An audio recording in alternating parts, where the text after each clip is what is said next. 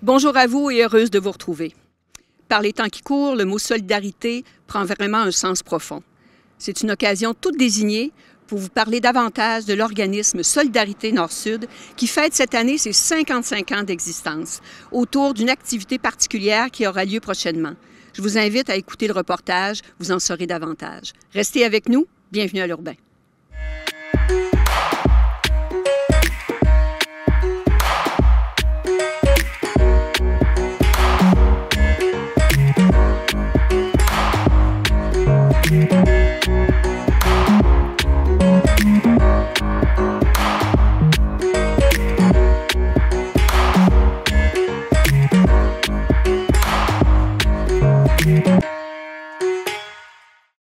Bonjour André Genet. On s'est donné rendez-vous aujourd'hui pour une bien belle histoire, faire le tour de 55 ans de l'organisme Solidarité Nord-Sud, parce que vous étiez membre fondateur au tout début. Moi, je me souviens, en 70, j'avais juste 15 ans. J'avais participé au Rallye Tiers-Monde. Puis je pense que c'est tout ça, le parcours de ce bel organisme, qui est en fait un des plus vieux organismes communautaires de la région. Je voudrais vous entendre toute cette histoire-là de votre part. Tu dis que tu avais juste 15 ans. Moi, j'avais pas 25 ans. Je commençais ma carrière en pastoral scolaire. J'étais arrivé à l'automne 69. Et à l'hiver, il y avait un projet en l'air qui se faisait un peu partout, inspiré par un autre projet du côté de Toronto. Et ça s'appelait March for Millions. Et c'est des gens qui avaient organisé une marche commanditée pour subventionner des projets dans le tiers-monde, parce qu'à ce moment-là, il y avait un mouvement, un grand mouvement mondial même, de lutte contre la faim.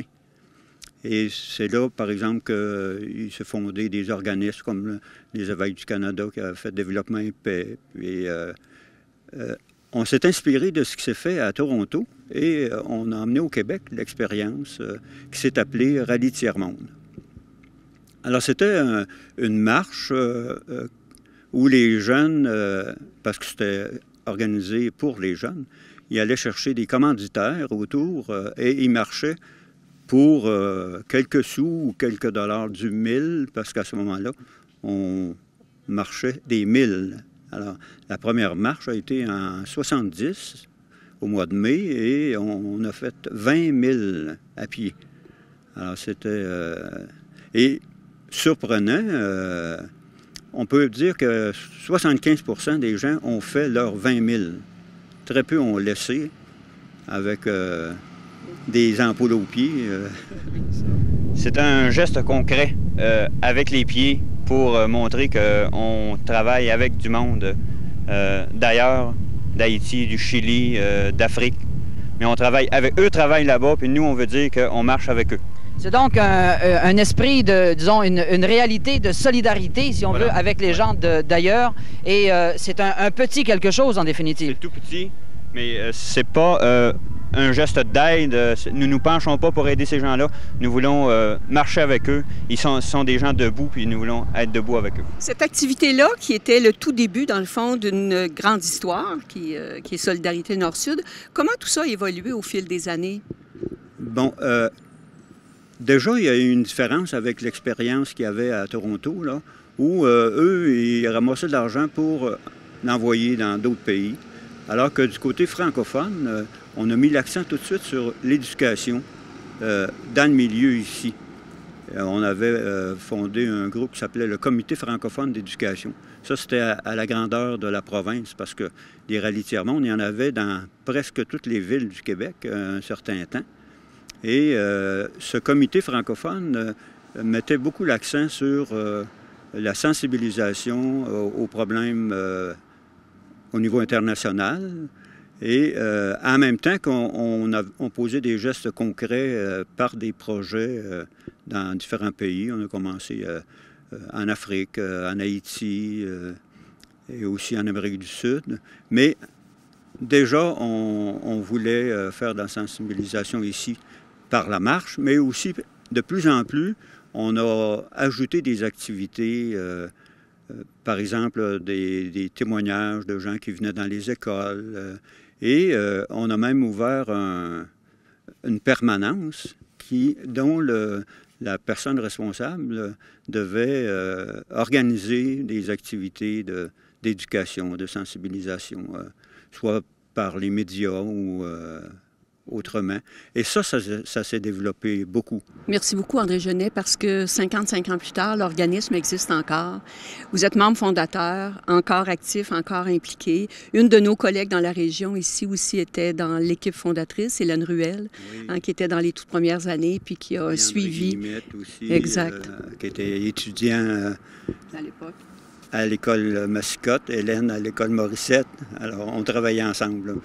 C'était une très belle époque et puis ça se poursuit encore aujourd'hui. Alors, c'est tout à l'honneur de ceux qui l'ont fondé. Merci, André. Merci beaucoup. Ça fait plaisir. Bonjour, Daniel Leblanc. C'est un plaisir de vous rencontrer, Daniel, parce que vous œuvrez dans un organisme qui est un organisme phare dans la région, qui existe depuis 55 ans, Solidarité Nord-Sud Bois-Franc. Vous y œuvrez aussi comme adjointe aux communications, au programme éducatif. Alors, avant qu'on arrive à tout ce qui va entourer ce 55 ans d'existence, l'organisme Solidarité Nord-Sud maintenant, qu'est-ce que c'est? C'est un organisme de coopération internationale.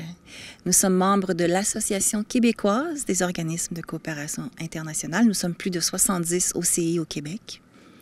Donc, comme Oxfam Québec, par exemple, ou plusieurs autres, partout dans la province. Il y a des comités de solidarité, il y en a un à Trois-Rivières, à Sherbrooke, Rimouski, et il y a d'autres organisations comme Oxfam. Nous, on travaille essentiellement pour la défense et la promotion des droits humains, droits de la personne en français, droits des femmes et égalité des genres, et l'environnement. Donc, quand on dit qu'on travaille et à la défense et à la promotion, c'est qu'on fait beaucoup de sensibilisation. Moi, mon travail à Solidarité Nord-Sud, c'est beaucoup plus au nord, pour le nord-sud, parce que pour la portion sud, ma collègue, la coordonnatrice, Isabelle Sanson, en plus de s'occuper de gérer l'organisme, elle s'occupe beaucoup des projets qu'on a à l'étranger dans différents pays. Moi, en sensibilisation ici, j'offre des occasions de rencontres interculturelles. C'est-à-dire que tous les moyens sont bons pour faire en sorte que faire de l'éducation à la citoyenneté mondiale, je ne ferai pas ça toute seule. Je vais avoir des collaborateurs, collaboratrices, bien souvent, pour parler comment on ferait pour enrayer le racisme. Bien, on va se mélanger avec des gens qui sont nés ailleurs et qui sont venus vivre ici. Mais comment on fait pour protéger l'environnement? On va travailler avec Mère au front Arthabasca érable, on va travailler avec Mélissa Pilon du Cégep de Victoriaville, les familles migrantes avec Maria Groubert du Comité d'accueil international. Et les autres endroits dans la région, je pense à Prends ta place dans l'érable, je pense au pays, le projet d'accueil et d'éducation et d'action solidaire. Écoutez, nous, là, on est 2 au bureau de Solidarité Nord-Sud, mais tous les événements publics que l'on met de l'avant, c'est beaucoup en collaboration avec tous ces gens-là que je viens de nommer. Et dans l'alliance qu'on a créée, il y a aussi les femmes abénaquises qui sont importantes. Alors, tout ce partenariat va prendre cette année une tournure particulière, 55 ans. On parle souvent de Liberté 55, mais là, ça va être Solidarité 55. Il faut le souligner. Alors, il y a une activité qui va avoir lieu jeudi, le 8 mai. Là, je veux tout savoir parce que, en vous entendant tantôt, c'est pas juste les gens qui peut-être ont participé à vos activités ou peut-être auparavant ont été impliqués à l'époque Rallye Tiers-Monde. C'est tous ceux qui s'intéressent à ces sujets-là sont cordialement invités le jeudi, le 8 mai. Absolument. Oui, si la solidarité internationale vous intéresse, si tout ce qui se passe en ce moment dans le monde vous intrigue, vous chagrine, vous inquiète, oui, nous, on veut proposer une soirée festive. Hein? Donc, 8 mai, 20h, pavillon Arthabasca. C'est une grande soirée. On va d'abord manger. Repas international, c'est-à-dire on ne mangera pas québécois. Là. On va manger avec des Québécois et des Québécoises d'adoption de différents pays qui vont nous préparer un repas.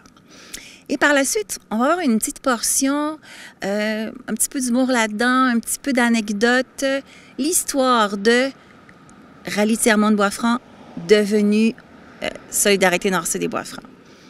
La portion musicale a été confiée à Élise Boucher de Gonzague, qui est une chanteuse, qui a une voix magnifique. Elle est à la fois québécoise et abénaquise, donc elle vient de Odanak, ici, au centre du Québec. Et avec ses musiciens, elle va nous offrir une portion musicale absolument magnifique.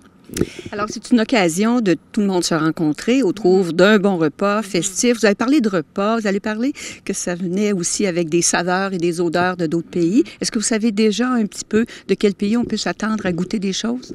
Probablement l'Afrique, probablement le Maghreb aussi, mais bon, on va régler ça très, très bientôt.